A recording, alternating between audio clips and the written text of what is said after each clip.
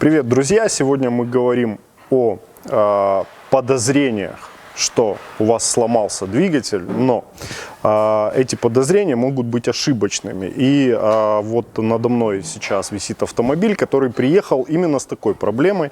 Приехал с металлическим стуком с правой стороны, и были подозрения на клапан, что где-то погнуло клапан, либо залип клапан, из-за этого нет компрессии. После того, как мы промерили компрессию, обнаружили, что там все хорошо, все ровно, начали копаться и все-таки выяснять, откуда же этот стук появился.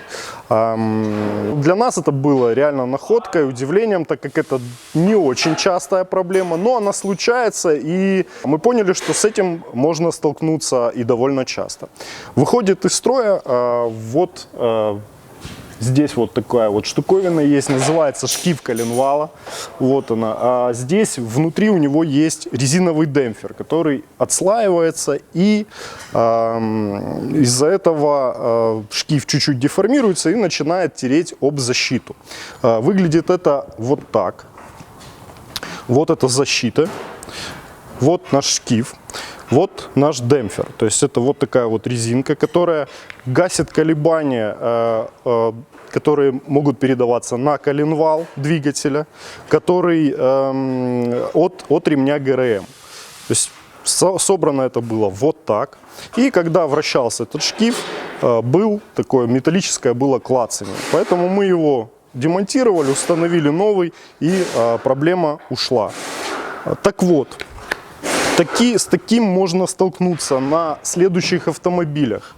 Это автомобиль Лачетти, это автомобиль Ланос, это многие Audi, на которых установлен ремень ГРМ, это дизельные BMW, у которых тоже двигатель с ремнем ГРМ. Поэтому, если у вас металлический стук справа, это не всегда значит, что действительно конец двигателю, либо головки блока цилиндров. Но, если вы слышите металлический звук, который издает ваш двигатель, я вам не советую ехать на таком двигателе. Я советую вам его заглушить, вызвать эвакуатор, либо отбуксировать автомобиль на станцию. Либо, если действительно вы можете понять, что все-таки с вашей машиной не так, и услышать это, что это действительно шкив, тогда потихонечку можно ехать на ближайший сервис для его замены.